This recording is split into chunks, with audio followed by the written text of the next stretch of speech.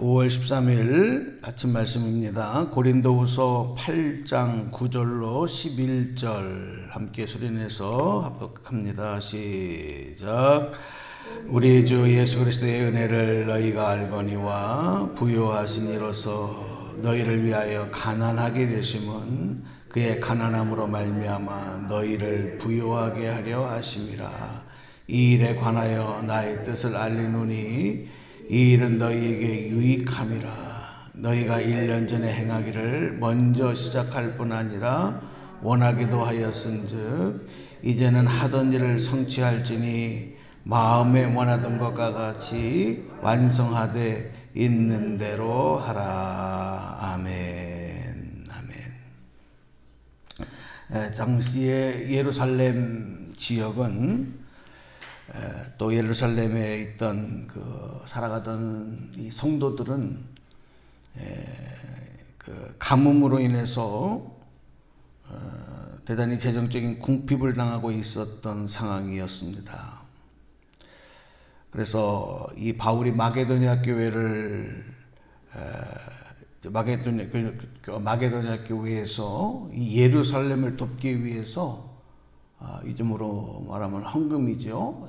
당시에는 연보다 이렇게 했는데 구제 헌금을 거두어서 이제 예루살렘의 지역을 돕기 위해서 이제 고린도 교회에 이렇게 성도들에게 부탁하고 또 그것을 전달하는 그런 일들도 일어났습니다. 예루살렘에 있었던 여러 가지 화려하고 또 대표적인 그런 시설들도 있었지만 당시에 많은 이들이 가난과 어려움 속에 고통을 당하고 있었다 하는 것을 통해서 바로 그런 상황 속에서 우리 예수님께서는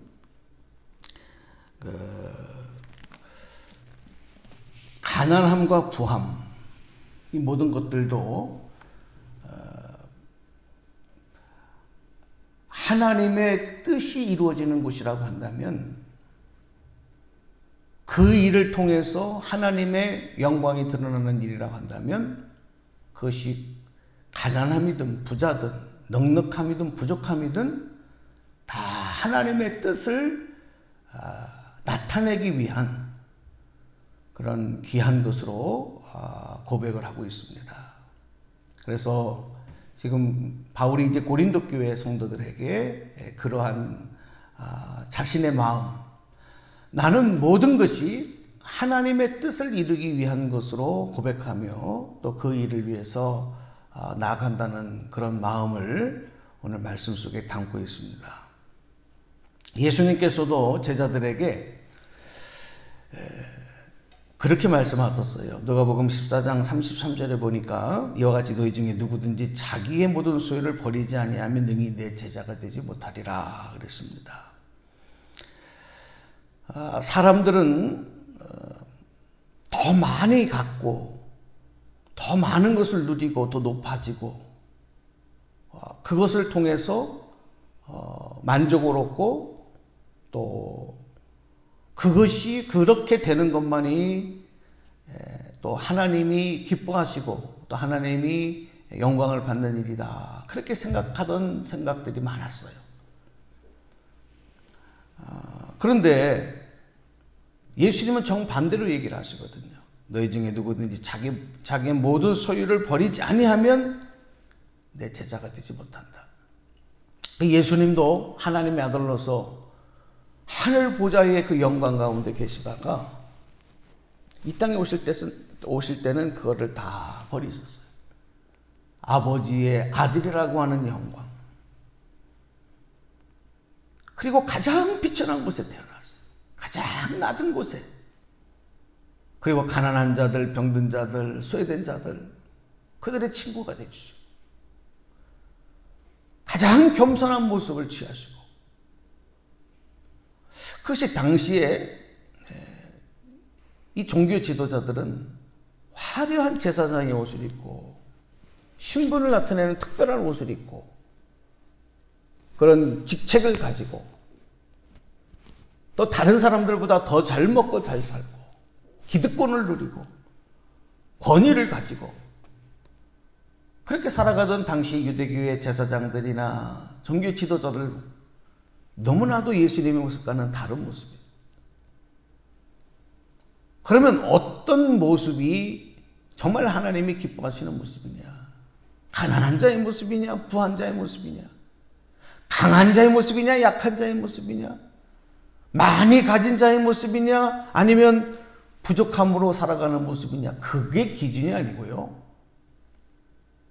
그런 내용이 잣대가 아니고, 그러니까 요즘으로 말하면 당신은 부자니까 하나님 영광이 아니야. 당신은 가난하니까 이런 거야.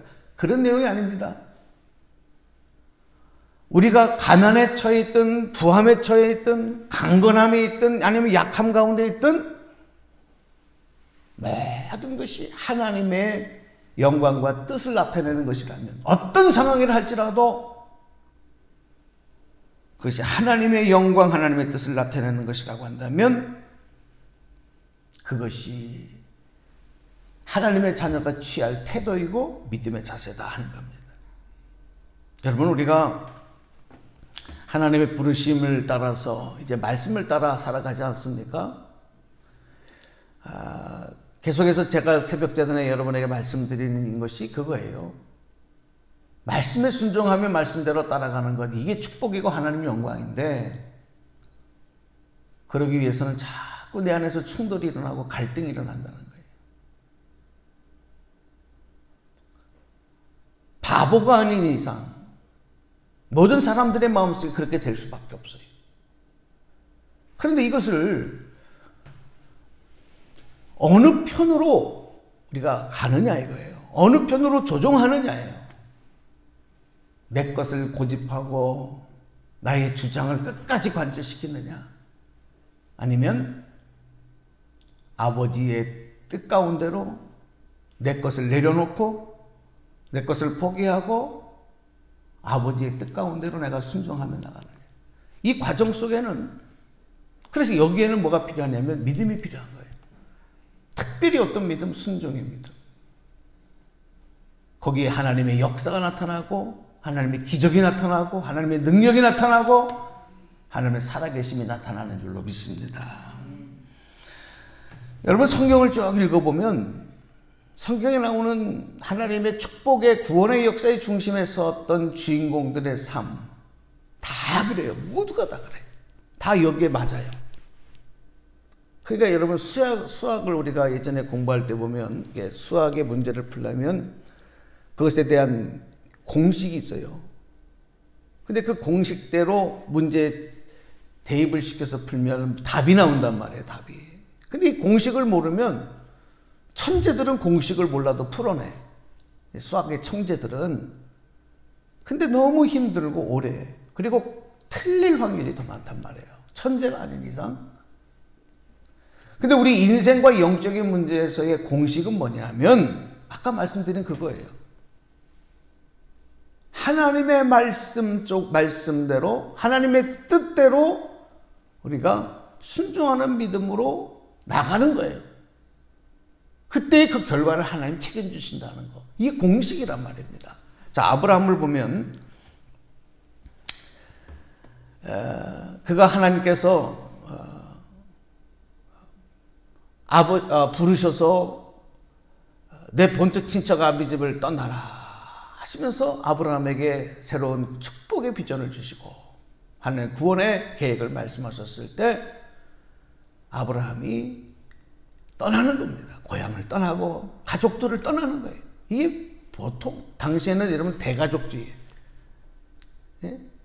다 그 고향을 떠난다는 거, 자기의 일가 친척들의 그 모임, 족장시대, 족장같이 그 부족을 이루며 살아가던 그 시대, 거기를 떠난다는 거는, 이거는 지금 상황과는 엄청 다른 거예요.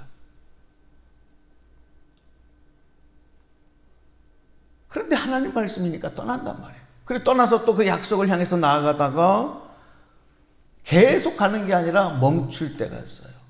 그리고 주저앉을 때가 있는 거예요. 세상이 그렇게 만드는 거예요. 아브라함도 약속의 길을 가다가 멈춰서 우르나 하란 땅에 머물른 적이 있었어요.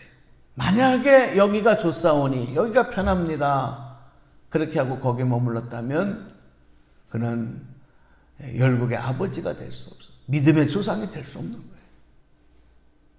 야곱도 마찬가지고요, 모세도 마찬가지예요. 모세가 하나님의 부르심에 자신의 인생을 이제 맞추어 갑니다.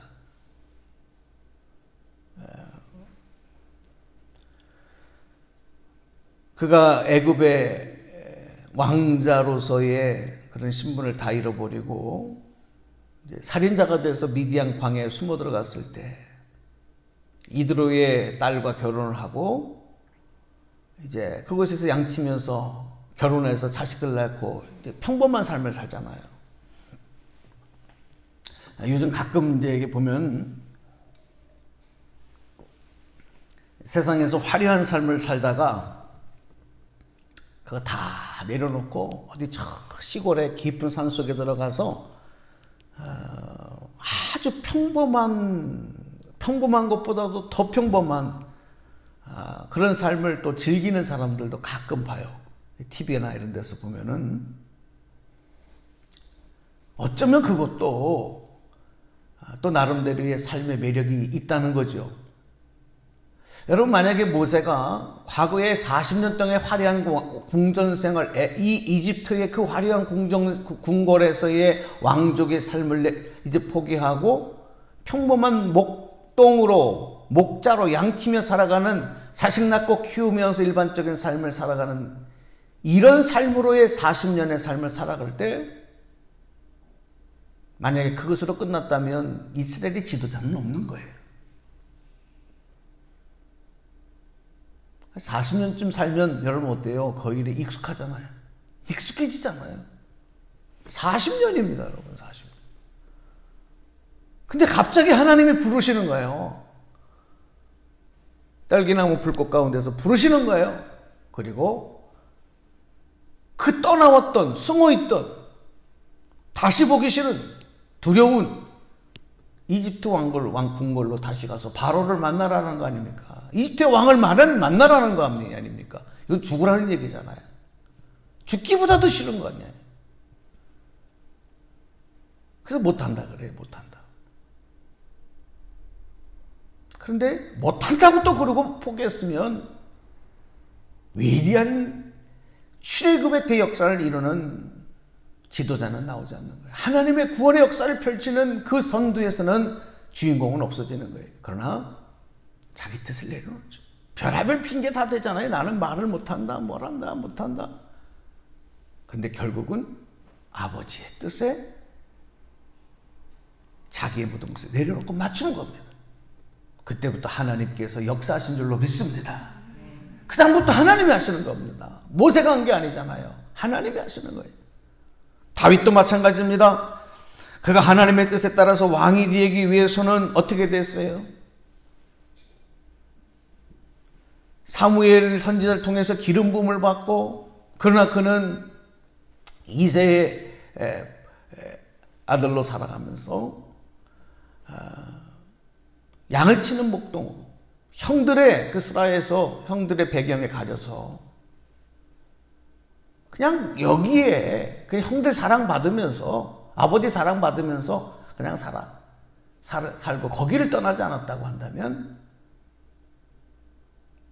어떻게 여러분 이스라엘의 위대한 왕이 나올 수가 있었겠어요? 골리앗을 보고 두려워서 떨고 골리앗 앞에 당당히 하나님의 이름으로 나가지 못했다고 한다면 여러분 다윗의 그 위대한 승리의 역사가 어떻게 나타날 수가 있었겠어요? 자기 것을 내려놓고 성령께서 하나님의 영이 인도하시는 대로 순종하며 나갈 때 골리앗도 이기고 그 사울의 고통스러운 자기를 향한 공격과 모함과 그거 다 이겨내잖아요. 참고 이겨내는. 그리고 결국은 위대한 이스라엘의 왕 하나님의 마음에 합한 자의 모습으로 세워질 수 있었는 줄로 믿습니다. 여러분, 요나가 자기의 생각이 확고했던 사람, 그런 민족주의자였어요. 그는 자기 민족을 사랑했어요. 자기의 민족을 괴롭혔던 저 니느웨, 아수르의 니느웨 백성들을 원수처럼 여겼어요. 뭐가 잘못됐어요? 여러분, 우리가 저 북한 김정은이, 김일성, 김정은이 3대 세습으로 이 독재를 하며 공산주의 사상에서 여러분 인권을 유린하고 하나님을 모독하고 교회를 파괴시키고 원수 같은 그들을 여러분 미워하는 게 뭐가 잘못됐어요? 우리나라 대한민국을 사랑함으로 말미암아 저 과거에 우리의 선조들을 그렇게 핍박했던 일본을 미워하는 게 뭐가 잘못됐어요? 애국자잖아요, 애국자. 근데 하나님이 그들을 구원해 줄 테니까 가서 그들에게 회개를 선포해라. 싫습니다, 하나님. 나는 그들이 망하기를 원합니다. 나는 그들이 하나님의 심판받기를 원합니다. 그게 뭐 잘못됐어요? 그런데 그것을 주장할 때 요나는 물고기 뱃속에서 고통당하고 있는 거예요. 왜? 하나님 뜻 가운데로 나가잖아. 불순종하니까.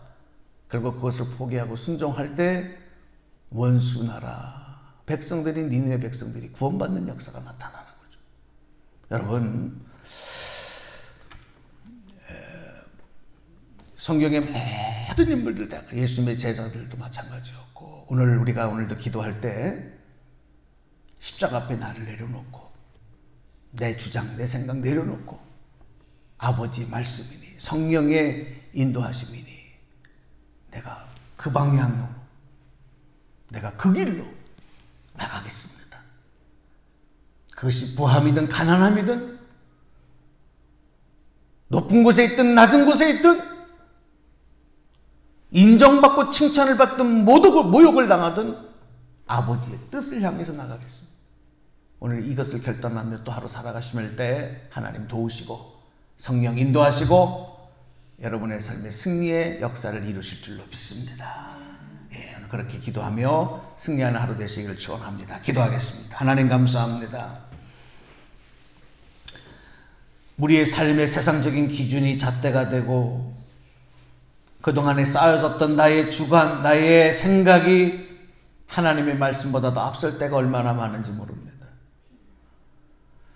오늘 우리의 삶이 하나님의 말씀을 향하게 하시고 그 길을 따라가게 하시고 내 뜻이 아닌 하나님의 뜻 가운데로 조종되게 하여 주시고, 그래서 하나님이 일하시는 역사, 하나님 승리 주시는 역사, 하나님의 살아계심을 날마다 찬송하며 영광 돌리는 삶이 되게 하옵소서.